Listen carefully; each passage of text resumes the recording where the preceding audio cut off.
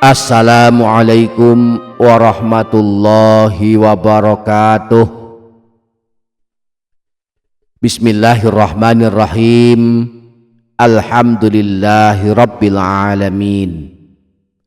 Allahumma sholli ala sayyidina Muhammad wa ala ali sayyidina Muhammad. Amma ba'du, para sahabat channel YouTube Doa 2 Menit, termasuk waktu terbaik untuk membaca Al-Quran adalah waktu setelah sholat maghrib hingga masuk waktu sholat isya. Ini adalah awal malam, di mana di malam hari menurut Imam Nawawi adalah waktu terbaik membaca Al-Quran. Beliau menjelaskan dalam kitab Al-Adhkar sebagai berikut: adapun waktu terbaik membaca Al-Quran di luar sholat adalah pada waktu malam. Waktu separuh malam yang terakhir adalah lebih utama dari separuh malam yang pertama. Adapun membaca Al-Quran antara maghrib dan isya adalah waktu yang disukai. Nah, sehabis sholat maghrib setelah membaca zikir, sangat baik kalau kita manfaatkan untuk membaca Al-Quran. Ada beberapa surah pilihan yang bisa kita amalkan setiap malam di waktu maghrib. Pertama dan kedua surah Al-Baqarah dan surah Ali Imran. Dua surah ini adalah dua surah yang dianjurkan membacanya oleh Rasulullah, sebagaimana disebutkan dalam hadis riwayat Imam Muslim dari Sayyidina Abu Umamah Al-Bahili, bahwa beliau pernah mendengar Rasulullah bersabda, "Bacalah Al-Quran kelak pada hari kiamat. Ia akan datang memberikan syafaat dan pertolongan kepada orang yang membacanya." Bacalah Zahrawain, yakni dua surah yang pemberi cahaya, yaitu surah Al-Baqarah dan surah Ali Imran. Sungguh dua surah ini akan datang pada hari kiamat laksana dua bayang-bayang atau dua awan yang melindungi para pembacanya, atau seperti dua kelompok kawanan burung yang berbaris memberikan perlindungan kepada orang yang membacanya.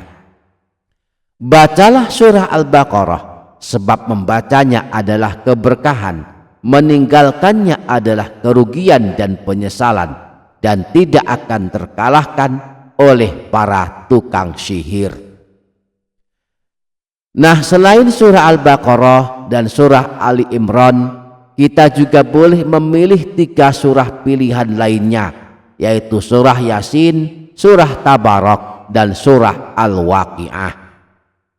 Yang pertama surah Yasin, siapa yang membacanya pada waktu malam akan mendapatkan ampunan Allah, sebagaimana sabda Rasulullah, siapa saja yang membaca surah Yasin pada waktu malam niatnya mengharap ridho Allah, maka dia akan diampuni dosa-dosanya.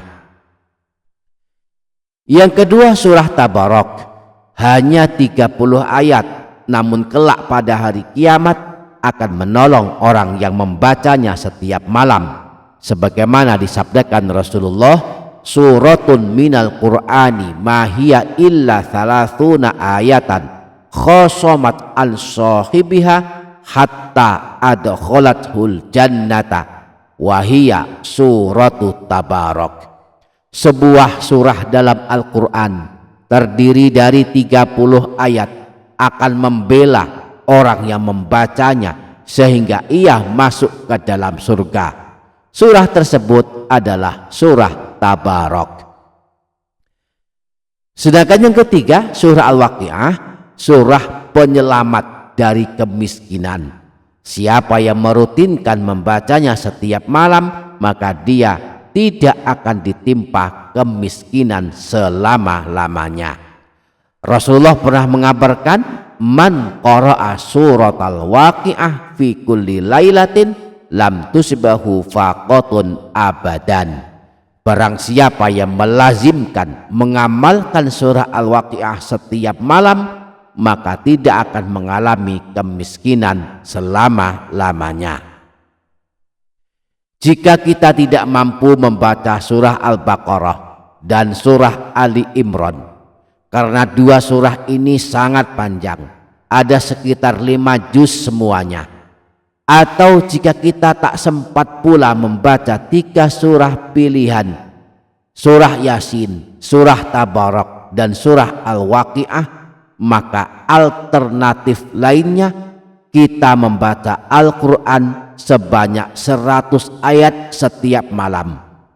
Ada keutamaan luar biasa jika kita membiasakan diri membaca Al-Quran sebanyak 100 ayat setiap malam, yakni mendapatkan keutamaan pahala seperti pahala sholat malam semalam suntuk. Disebutkan dalam hadis riwayat Imam Ahmad bahwa Rasulullah pernah bersabda, man qara'a bimi'ati ayatin fi lailatin kutibalahu kunutu lailatin. Barang siapa yang membaca Al-Quran 100 ayat pada malam hari, maka ditulis pahala untuknya pahala sholat sepanjang malam atau semalam suntuk. Nah, 100 ayat ini bisa kita baca dan kita dapatkan dengan membaca surah Yasin yang jumlah ayatnya 83 ayat. Untuk melengkapinya menjadi 100 ayat, kita tambahkan 3 surah pendek, yaitu surah Al-Ikhlas, surah Al-Falaq, dan surah An-Nas.